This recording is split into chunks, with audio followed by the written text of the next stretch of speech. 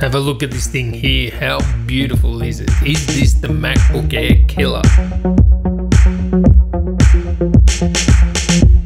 Righto, tally ho there champs. Now, let's have a look at this ASUS ZenBook S UX391. If you're new around here, come on, get on the Wooo train, like, subscribe. And I have noticed people aren't getting notifications, so yeah, click on that bell, and if you're still not getting notifications, unsubscribe and then subscribe again. It should like refresh it. Is this thing the MacBook Air killer? Now I understand if you're in the market for a Mac and you want to buy a Mac, you probably don't want a Windows laptop, and that's fine. You got to do what works for you. But if you're a swinging voter or you're platform agnostic and you just want one of the best 13-inch Ultrabook laptops, look no further than this. Actually, I think it's one of the best laptops ASUS have made. Just to give you an idea on the differences between this and a MacBook Air. This model here I have is actually $50 more than the MacBook Air here in Australia. You can get them for about $799 Australian here, about 1200 US, around the same amount of pounds as dollars. But get this, so for $50 more on this particular model here, you obviously can get a cheaper one,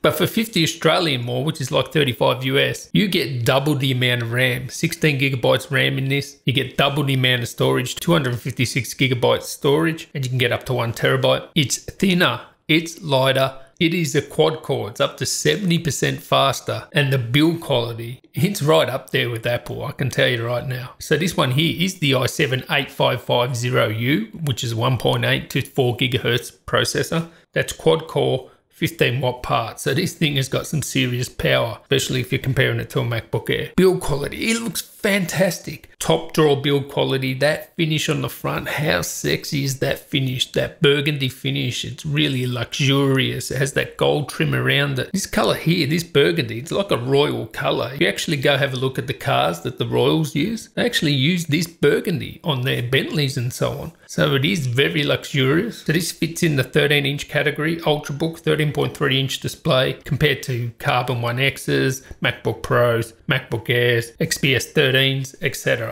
That's who it competes against. And get this, 1.05 kilos, 2.31 pounds. Now the MacBook Air is 2.7 pounds. This is much lighter, but much more powerful. And not to mention only 12.9 millimeters thick or 0.51 inches. So very small and compact. You get lots of ports. You get 2 Thunderbolt 3 ports USB-C. You get 1 Type-C USB 3.1. So you have ports on either side, so you can charge from either side. You also get an audio jack. The speakers are Harman and Kardon tuned speakers. They're underneath their bottom fire-in, which is okay if you're on the table, but if it's on your lap, you can muffle them. But the sound is actually decent, even at higher volume. So you won't complain with the sound, although they're not overly loud. Now the keyboard and trackpad, now there's something special about this laptop is when you lift the lid open, it actually levers the base of the unit up to give you a better typing experience. It gives you a better typing angle.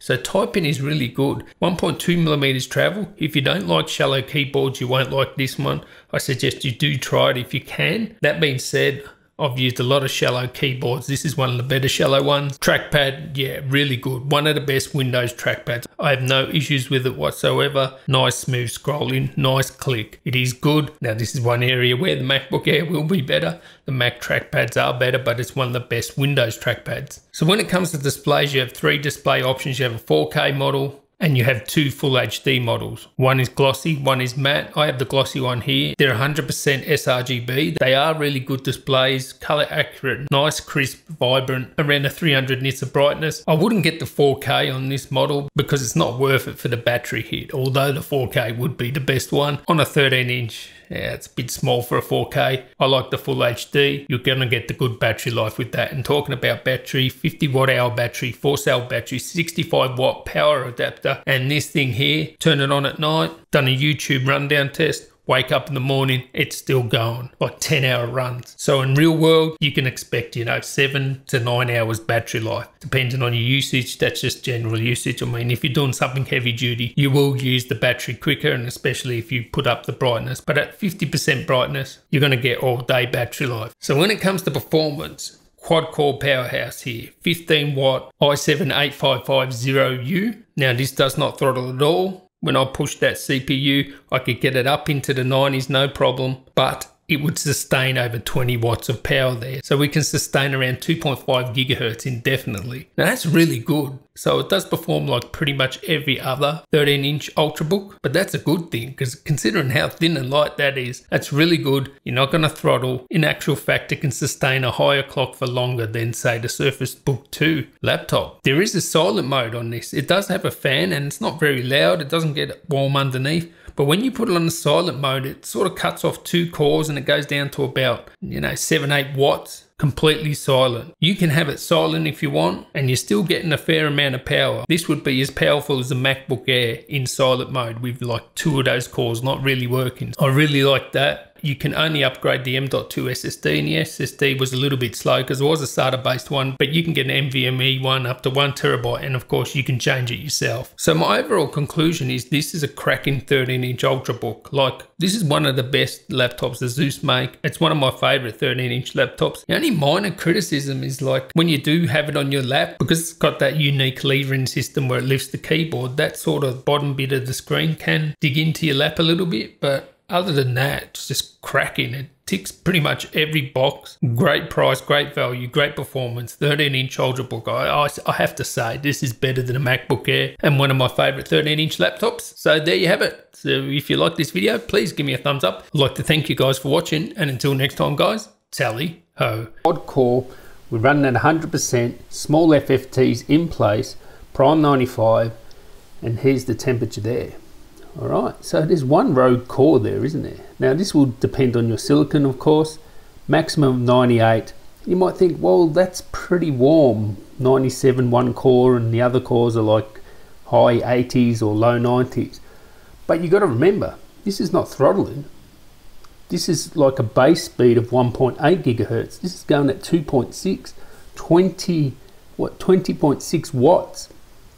This is amazing that something so thin and light, you're getting the maximum performance out of it. And you might think, well, that's pretty hot, but I'll just measure it underneath. Just lift it up there. 43, 42. It's nothing untoward there. It doesn't feel very warm at all. And you're getting the maximum performance. Now there is a silent mode.